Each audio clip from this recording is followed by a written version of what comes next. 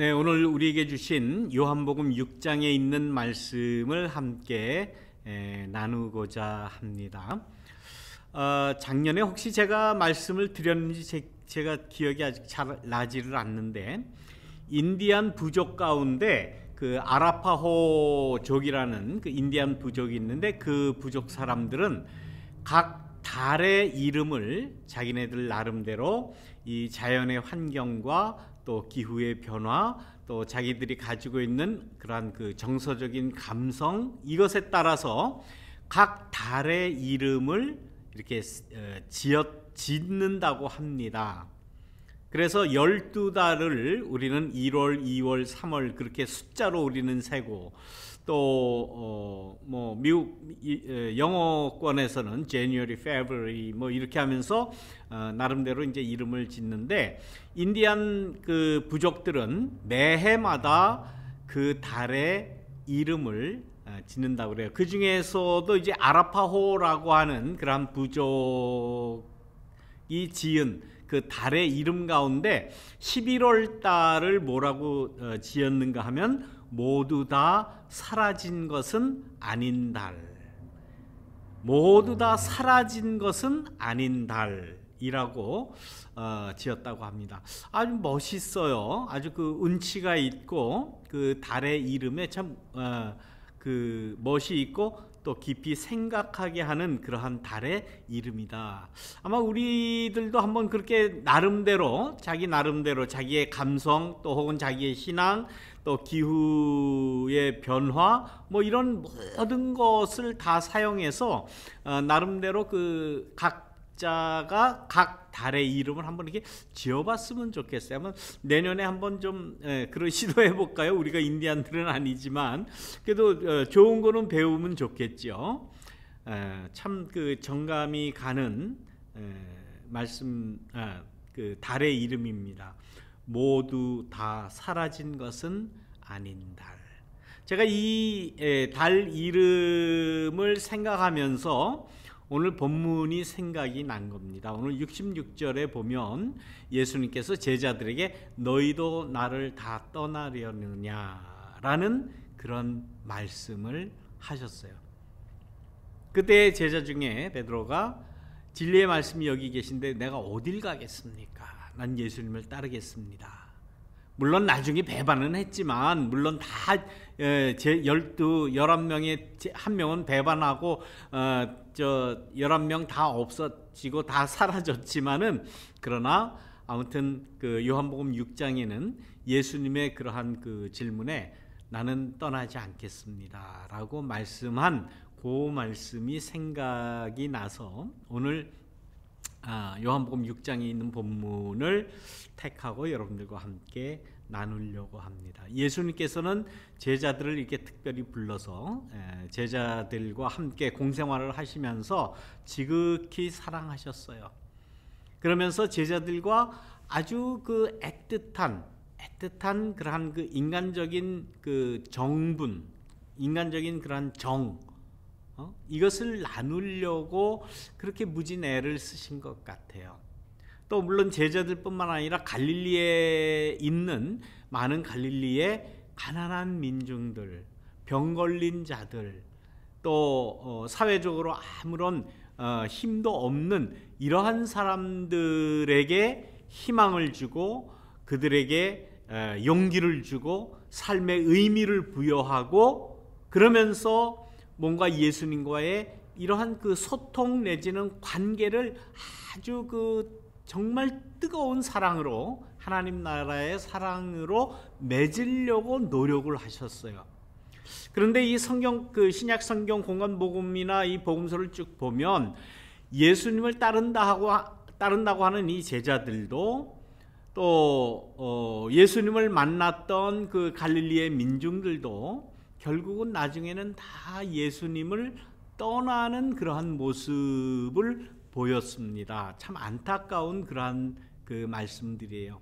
그렇다면은 그 말씀을 우리가 알고 듣고 있는 우리는 어떻습니까? 우리는 예수님과 정말 그 뜨거운 관계를 맺기를 원하고, 예수님과 그 인간적인 그야말로 그 따뜻한 정분을 서로 나누려고 합니까? 아니면 이 우리가 믿는 이 신앙도 하나의 종교니까 종교에서 주는 최고의 어떤 그 구원이라고 하는 가치, 또 영생이라고 하는 것, 그것만을 추구하면서 내가 죽어도 다시 살아날 수 있는, 다시 죽지 않는 그러한 어떤 부활의 어떤 달콤한 그러한 그 결과물만 내가 얻으려고 예수님과의 관계를 신앙의 대상으로만 생각하지 않는가라는 그러한 반성을 좀 한번 우리가 해보고 싶어요. 우리가 믿는 신을 부를 때 뭐라고 부릅니까? 하나님이라고 부르죠. God이라고 부르든가, 아니면 주님이라고 부르든가, Lord라고 부르든가, 그렇게 부릅니다. 하나님이나 또 주님이나 신이나 God이나 이러한 이름 명칭들은 그 하나님의 이름이 아니라 뭡니까? 직책의 명칭이죠. 직책이에요. 그러면 하나님의 이름은 뭡니까? 야훼라고. 야훼 혹은 뭐 여호와, 뭐 같은 말입니다. 이게 발음상 그게 지금 틀리지만은, 우리를 구원하실 자, 구세주로 오신 메시아 주님이라고 그렇게 부르지 않습니까? 그러나 그건 메시아, 구세주, 뭐 이러한 그 명칭들은 그야말로 예수님의 직책이에요. 직명입니다. 우리의 구원자 되시는 그분의 이름은 뭡니까? 예수예요. Jesus, 예수. 그래서 우리는 하나님, 우리의 신을 부를 때에 여호와라고 불러야 더 정분이 있고 더 친밀감이 있는 것 아닙니까? 근데 우리 한국 사람들은 이렇게 이름을 잘 부르질 않죠. 뭐 우리 한국 사람이나 이스라엘 그 족속들이나 거의 비슷한 것 같아요. 감히 이름을 부르질 않습니다. 이름을 부르지 않고 직책을 부르죠. 하나님이라든지 주님이라든지 아도나이라고 부른다든지 뭐 이렇게 부르지, 야훼라는 그 이름 부르는 것을 불경하다라고 생각을 해요. 또 메시아, 주님 이렇게 부르지, 예수를 이렇게 그 호칭으로 그렇게 부르지 않습니다. 그러나 직책을 부르는 것보다는 그 이름을 부르는 것이 서로도 이게 그 가까운 그러한 모습이 아닌가, 그렇게 생각을 합니다. 한인 마켓 가서 뭐 사람들 많이 이렇게 모여 있을 때 장로님 하고 한번 그 불러보십시오. 많은 사람들이 쳐다볼 겁니다. 뭐 사장님 하고 불러도 많은 사람들이 다 사장님이라고 아마 쳐다볼 겁니다. 그만큼 우리 한국 사람들에게 이름이라는 것보다 직책이 더 가깝습니다. 그러나 정분이 이 친근한 이 관계가 맺어지기 사실 힘들어요. 직책을 부르면 어디까지나 이 직급에 따라서 이 나누어지는 그러한 그 질서, 하이어라키라고 하죠. 그 질서를 생각하기 때문입니다. 그래서 교회에서 저는 여러분들과 함께 신앙생활을 하면서 저는 목사라고 불려지는 걸 진짜 원치 않습니다. 저는 여러분들과 똑같이 그냥 교우라고 불리워졌으면 하는 그러한 마음으로 뭐 우리 주보에나 뭐 어디나 다 변윤선 교우 그렇게 쓰지, 내가 목사다, 목사님이다 뭐 그렇게 쓰기를 저는 그렇게 원치 않아요. 뭐 저나 여러분이랑 똑같은 다 신앙인이고 똑같은 다 교우 아닙니까? 그래서 우리 교회는 그래도 어느 정도 모두가 다 이렇게 그 평등한, 이렇게 상하 혹은 이 직급으로 나뉘는 이러한 그 개념 없이 그냥 다 교우라고 부르죠. 물론 형제라고 불러도 좋고 자매라고 불러도 좋은데 한국 사람들은 참 그 친근함보다는 질서, 또 직급의 높낮이 이런 그 직책의 명칭을 좋아합니다. 그러나 예수님은 그런 거 원하시지 않았어요. 그래서 오죽하면 예수님께서 그런 말을 하셨겠습니까? 나한테 날더러 주여 주여 하는 자마다 다 하나님 나라에 들어가지 못한다, 천국에 들어가지 못한다 라고 말씀을 하시지 않았습니까? 나를 주님이라고 하지 마라, 날 메시아라고 하지 마라, 나는 너희의 친구다. 누가 나의 형제고 누가 나의 어머니고 누가 나의 선생이고 그러느냐? 모두 하나님의 뜻대로 사는 사람들은 다 나의 어머니요 형제 자매다. 거의 모든 관계에서 이렇게 공평함을 예수님은 말씀을 하셨어요.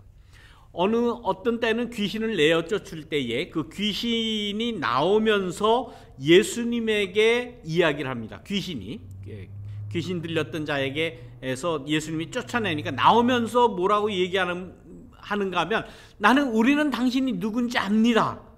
하나님의 거룩하신 분임을 우리가 압니다. 이게 사탄이 나오면서 예수님에게 한 이야기예요.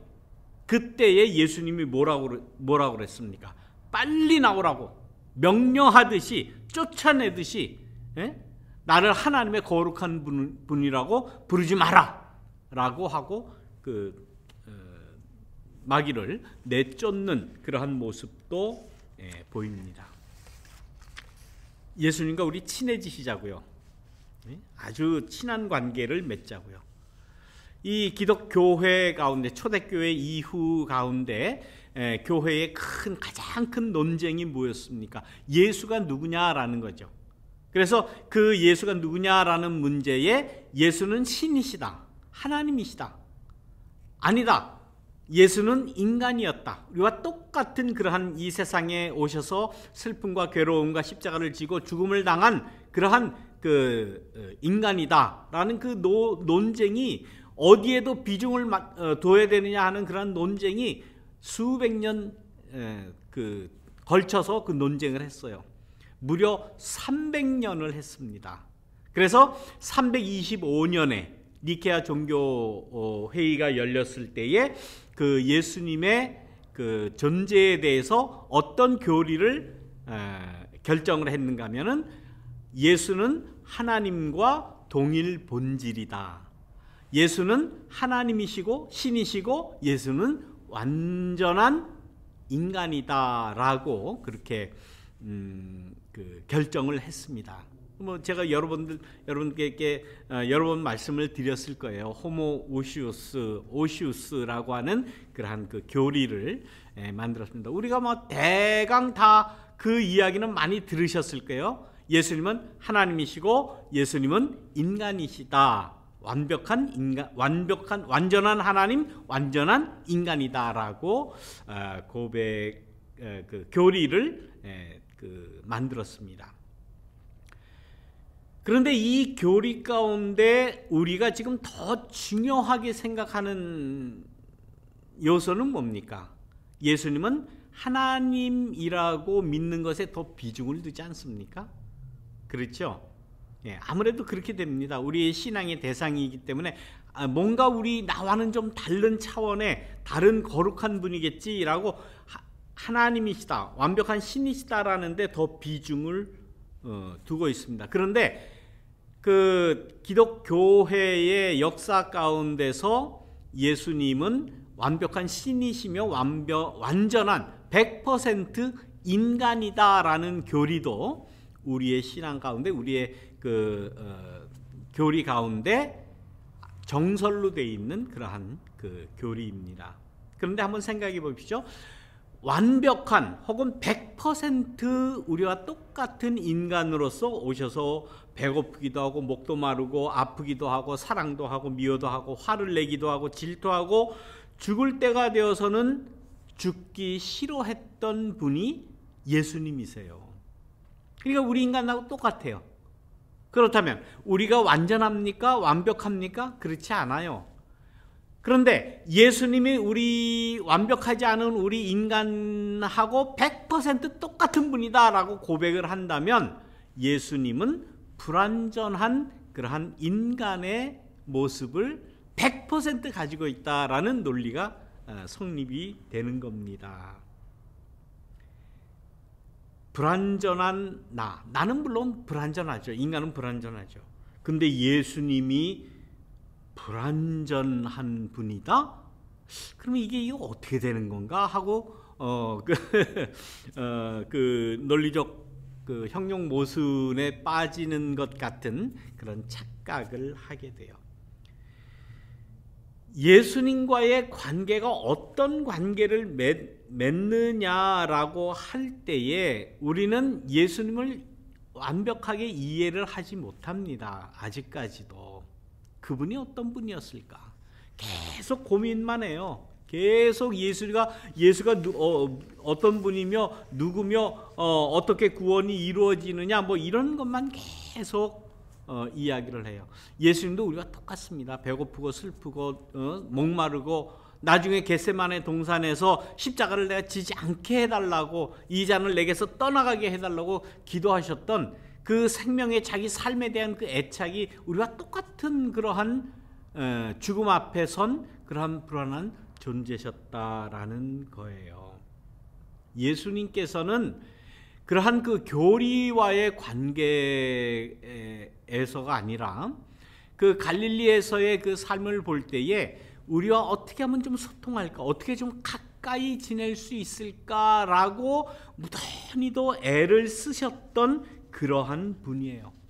그렇기 때문에 배고파하는 그 사람들을 볼 때에 정말 안타까워서 어떻게 하면 이 배고픔을 면할 수 있게 해줄까.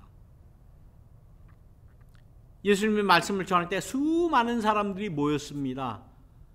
그런데 배가 고파서 이 밥 먹을 때를 어떻게 이걸 보내야 될까 하다가 어린 아이가 가져온 그 보리빵, 보리떡 5개하고 물고기 2마리를 그야말로 도네이션 받은 거죠. 그 받은 그 순수한 어린이가 도네이션한 그 사랑, 그 정성, 그것을 받으시고 축사를 하시고 기도를 하시고 나누어 먹었다 그러잖아요. 그때에 모든 사람이 함께 다 배불리 먹고 남았다라는 그런 기적을 일으키신 거예요. 그것이 오늘 우리가 읽은 이 6장 초두에 나옵니다. 초두에 나와요. 사람들이 놀랐죠. 어떻게 이런 일이 있을 수 있을까? 어떻게 떡 5덩어리하고 물고기 2마리 가지고 5,000명이 넘는 이 많은 사람들이 다 그것을 배불리 먹을 수 있을까라고 놀라워했습니다. 그러자 많은 사람들이 예수님을 지도자로 삼으려고, 왕으로 삼으려고, 권력을 그에게 줘야 된다 그러면서 인기가 하늘을 치솟고 했을 때에 예수님은 자기의 몸을 숨기시지 않았습니까? 소통을 하시는데 지극히 사랑하는 마음으로 긍휼을 베풀어 주시는 마음으로 그러한 기적을 베푼 것이지 어떤 권력을 얻으려고, 인기를 얻으려고 이적을 행하신 그러한 분이 아니기 때문에 그 자리를 피하신 거예요. 그 자리에 계셔야 소통을 할 텐데, 근데 소통을 할 텐데 예수님을 바라보는 많은 민중들의 예수님을 바라보는 시각이 변해버렸어요. 떡을 먹고는 배부름을 경험하고는 야 이거만 있으면 되겠다. 그 예수님을 우리의 지도자로 삼자. 변질됐어요. 예수님과 진정한 소통이 이루어지지 않을 수밖에 없기 때문에 예수님이 자리를 피하신 겁니다. 그리고는 나중에 배를 타고 또 그 바다를 건너가셔서 거기까지 따라온 많은 사람들에게 이제는 이야기해야 되겠다. 내가 진정으로 너희들에게 주려고 했던 것이 생명의 떡이다. 생명의 떡, 한 번 먹으면 영원히 배고프지 않는, 한 번 마시면 영원히 목마르지 않는 그러한 생명의 물, 생명의 떡을 내가 너희에게 주겠다. 나는 그걸 주기 위해서 온 것이다 라고 말씀을 하시면서 내 살을 먹어라, 내 피를 마셔라. 이런 말씀을 하신 거예요. 여러분들 6장 1절부터 쭉 읽어보십시오. 굉장히 긴 72절까지 있는 그러한 말씀이지만은 그게 다 연결이 돼요. 우리는 오늘 60절에서 69절밖에 읽지 않았지만은 이 6장 전체를 지금 제가 말씀을 드리는 거예요.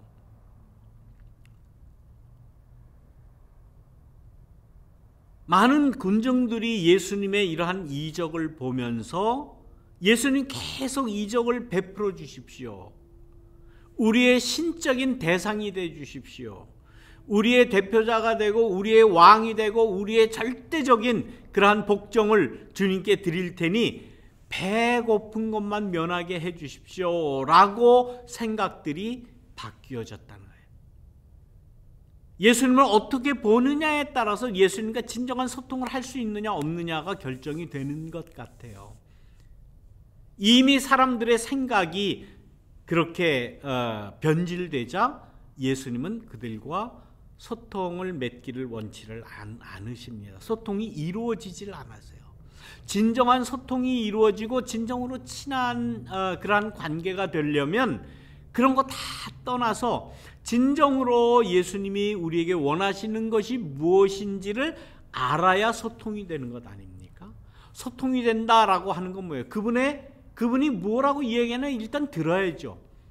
당신의 의견이 뭡니까? 당신의 입장이 뭡니까? 당신이 중요하게 생각하는 가치가 뭡니까? 당신의 신앙이 뭡니까? 나도 그 신앙을 갖기를 원합니다. 나도 그러한 가치관을 갖기를 원합니다. 하는 것이 진정한 신앙 아니에요. 근데 이것이 변질되어 버렸어요. 배고픔의 문제만 해결되면 된다. 빵만 먹으면 된다. 떡만 먹으면 된다. 예수님이 받으신 유혹 바로 그겁니다. 그때의 진정한 소통은 이루어지지 않는다는 거예요. 그런데 예수님께서도 다시금 말씀을 하셨어요. 생명의 떡을 주기 위해서 왔는데 나 자체가 생명의 떡이다. 내가 생명의 그 생명수다, 생수다 라고 하면서 내 살을 먹고 내 피를 마셔라 라고 말씀을 했는데 이 말씀이 무슨 말씀인지 모르는 거예요. 모르는 거예요. 이해가 되질 않아요. 그래서 오늘 우리가 읽은 이 60절부터 있는 말씀에 그러지 않습니까? 아니 이렇게 어려운 말씀을 하시니 우리가 어떻게 알겠습니까? 그 다음부터는 이제 불평이 나오죠. 그 말씀이 뭔지 그 뜻이 뭔지 찾고 애타게 찾고 또 예수님에게 물어야 될 거 아니에요. 그러니까 공부를 해야 하라는 거죠. 공부 그러면 뭐 지긋지긋하지만은 그럼 안 하면 어떻게 합니까? 몰라요. 공부를 하라는 거예요. 다시 물으라는 거예요. 예수님 이게 뭡니까? 그게 진정한 의미가 뭡니까? 계속 묻고 추구하고 배우고 반복하고 복습하고 계속 평생 그걸 해야죠. 그거 안 하면은 모르는 거예요. 모르면 어떻게 됩니까? 오늘 본문에 나온 예수를 따라다니던 사람 같이 예수를 다 떠나가 버렸다. 실제적으로 많은 사람들이 예수를 다 떠나갔어요. 다 떠나갔어요. 뭐 떡 먹고 좋다고 그럴 때는 뭐 권력자가 되십시오, 왕이 되십시오, 뭐 충성을 바치겠습니다. 뭐 별의 별 얘기를 다 했을 겁니다. 그런데 이해가 안 되니까 이게 너무 어렵습니다. 이게 도대체 무슨 말을 하는 겁니까? 내가 알아들을 수가 없습니다. 알아들을 수 없으면 반복해야죠. 복습해야죠. 또 물어봐야죠. 또 생각해야죠. 그래서 우리는 주일마다 똑같은 말씀인 것 같지만 평생을 우리는 반복해서 묻고 우리의 영혼 속에 주입하고 또 주입하고 반복해서 주입하는 이유가 바로 그거예요. 그런데 평생을 신앙생활 했는데도 모르지 않습니까? 우리가 또 잊어버리지 않습니까? 어렵습니다. 이게 도대체가 무슨 말씀입니까? 예수님 은혜가 안 됩니다. 우리는 보통 그래요. 자기가 이해를 하지 못하면 자기가 모르면 또 공부하고 또 반복해서 학습할 생각을 하지 않아요. 단호하게 은혜가 안 됩니다. 비키십시오. 난 당신 얘기 듣기 싫다. 이렇게 되는 겁니다. 그래서 예수님 주위에 따라다니는 말씀 다 떠났어요. 그래서 예수님께서 오늘 65절, 66절에 말씀하시는 거예요. 제자들한테 다 떠나고 제자들만 남았나 봐요. 제자들의 그 모습이 얼마나 예수님에게 그 충격을 줬겠습니까? 얼마나 마음이 아프겠어요. 다 은혜가 안 된다고 떠나버리니. 그 제자들한테 너희도 떠나려느냐? 너희들도 떠날래? 너희들도 이 은혜가 안 되니? 너희들도 이해가 안 돼? 이해가 안 되면 그냥 떠나버릴 거냐? 라고 말씀을 하신 거예요. 그런데 그 중에 그래도 예수님이 사랑하는 베드로, 주님께서 영원한 생명의 말씀을 가지셨는데 우리가 주님을 두고 누구를 찾아가겠습니까? 참 감사한, 정말 기특한, 정말 갸륵한 그러한 마음 아니겠어요? 그래도 난 예수님에게 남겠습니다. 난 지금은 모르겠지만은 진리의 길, 생명의 길, 영원한 생명, 영원한 생수, 이게 뭔지 아직은 잘 모르겠지만 그래도 난 예수님께 남아 있겠습니다 라고 고백을 한 거예요. 우리가 신앙한다고 하는 것이 이 신앙의 그 척도라고 할까요? 신앙을 뭐라고 우리는 생각을 합니까?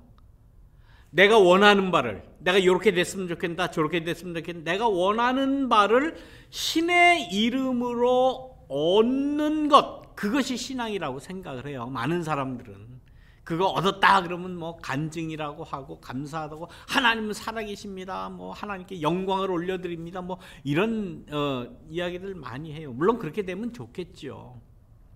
그러나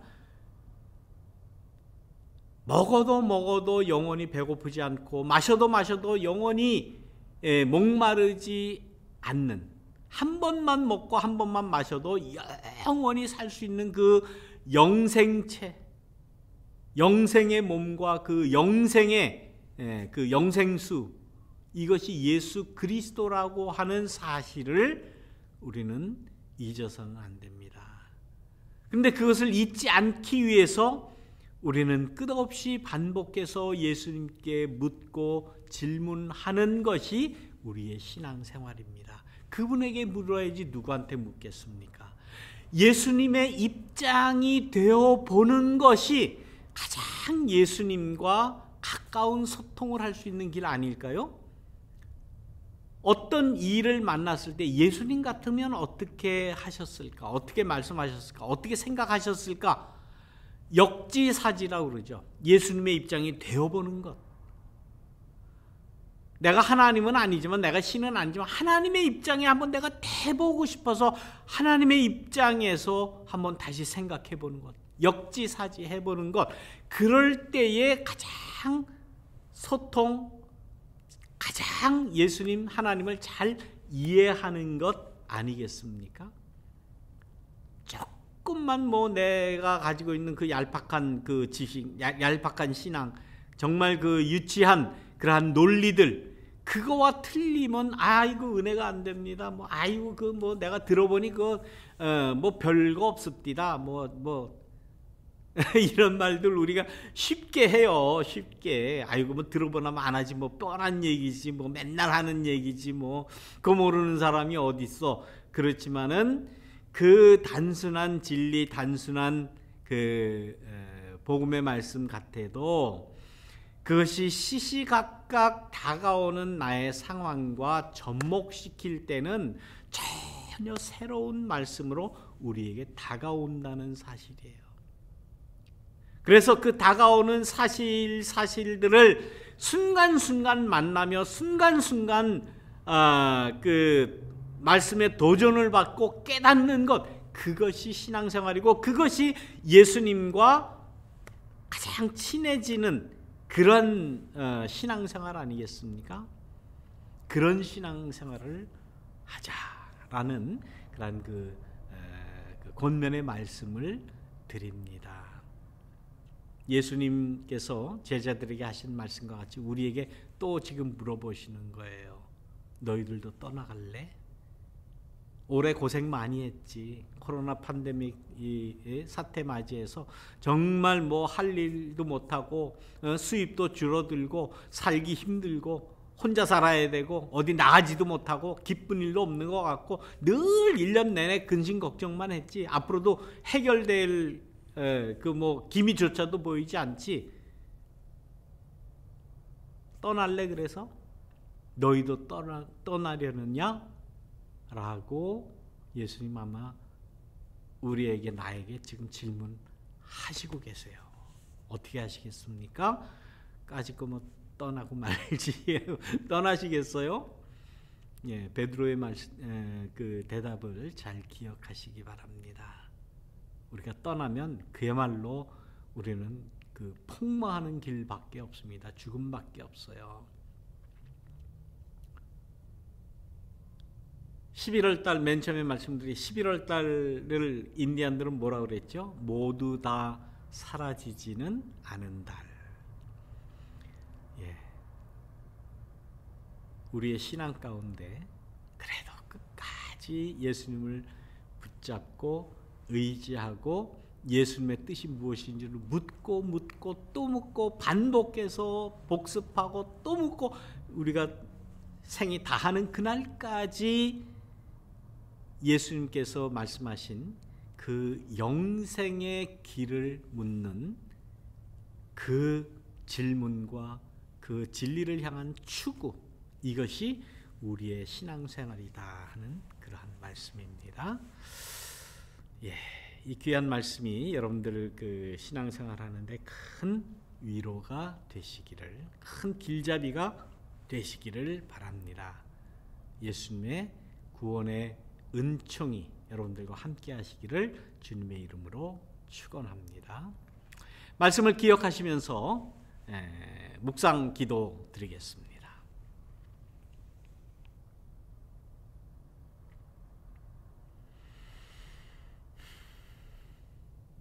우리의 영생의 길이신 주님, 빛이신 주님, 또 영원한 생수이신, 목마르지 않는, 배고프지 않은 영생의 그러한 은혜와 축복을 주시는 주님, 예수님 감사합니다. 끝없이 예수님의 마음을 생각하며 추구하며 예수님의 마음을 내 심령 속에 모실 수 있도록 인도하여 주옵소서. 예수님은 우리와 친해지기 위해서 하늘에서 이 땅에 내려오신 줄 믿습니다.